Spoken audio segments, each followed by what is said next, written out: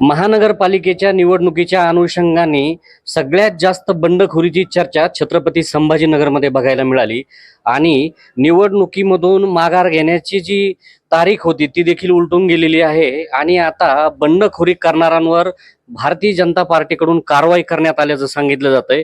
याच अनुषंगाने बोलण्यासाठी माझ्यासोबत शहर जिल्हाध्यक्ष किशोर भाऊ शितोळे आहेत। किशोर भाऊ, काय नेमकी कारवाई करण्यात आलेली आहे? ज्यांनी भारतीय जनता पार्टी सोडून इतर पक्षातून उमेदवारी घेतली अशा काही पदाधिकाऱ्यांना आज आम्ही 22 जणांची ती यादी आहे, त्यातले काही 15-16 जण इतर पक्षातून उमेदवार म्हणून लढतायत, त्या सर्वांना आम्ही पक्षातून कायमचं निलंबित केलेलं आहे। तसं पत्र आम्ही काढलेलं आहे, त्यांच्यावर कडक कारवाई केलेली आहे। काय त्याच्यात कोण असे प्रमुख नाव घेता येतील असे कोण आहेत त्याच्यामध्ये?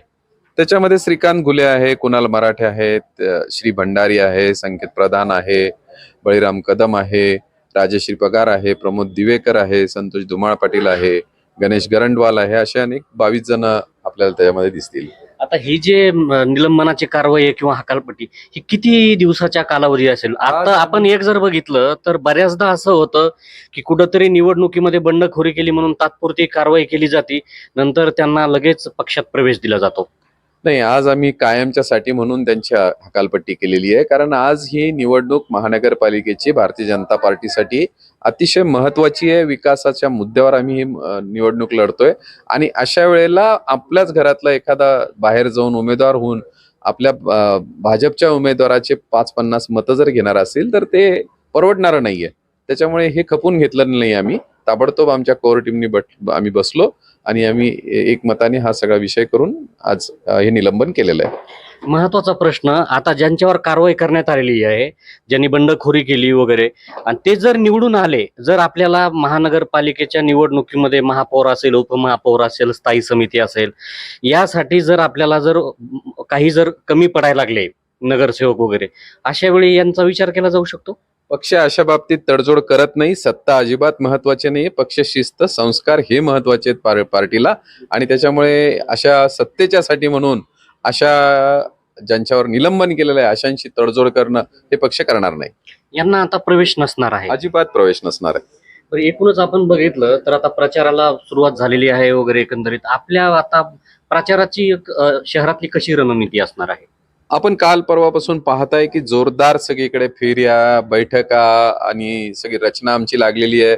आम्ही प्रत्येक प्रभागाला जिल्हाभरातून जे निवडणुकीतले दिग्गज आहे, ज्यांना अनुभव आहे, असे सगळे प्रभारी म्हणून आम्ही नेमलेले आहेत। त्या प्रत्येकाला एक प्रभाग, त्याच्यासोबत 4 महिला मोर्चाचे, 4 युवा मोर्चाचे पदाधिकारी, प्रत्येक वार्डाला अशी रचना आम्ही त्यांना करून दिलेली आहे। त्या प्रभाऱ्याला त्या प्रभागातला प्रत्येक निर्णय घेण्याचा अधिकार त्याला दिलेला आहे आणि असे 5-5, 6-6 प्रभाग माननीय सावे साहेब, कॅबिनेट मंत्री माननीय खासदार कराड साहेब, माननीय आमदार केनेकर साहेब आणि मी जिल्हाध्यक्ष म्हणून आम्ही 5-5 प्रभागांचे पालक आहोत की आम्ही सगळं क्लोज मॉनिटरिंग या सगळ्या ठिकाणी करतोय। तिथे लागणारा सगळा पाठपुरावा किंवा तिथे लागणाऱ्या सगळ्या यंत्रणा या आमच्याकडून अतिशय सुनियोजित पद्धतीने भारतीय जनता पार्टी त्या ठिकाणी काम करते। तिथली बैठक असो, तिथला मेळावा असो, तिथली रॅली असो, या सगळ्यांचं पेपरवर काम सगळं लिहिलेलं आहे, ठरलेलं आहे आणि त्याप्रमाणे अनुकरण सुरू आहे। नक्कीच आपण जर बघितलं तर बऱ्याचदा बंडखोरी केल्याच्या नंतर कारवाई जर होणार नसेल तर मतदार देखील कुठंतरी त्या पक्षाचाच या उमेदवाराला पाठिंबा आहे का असा देखील विचार केला जातो।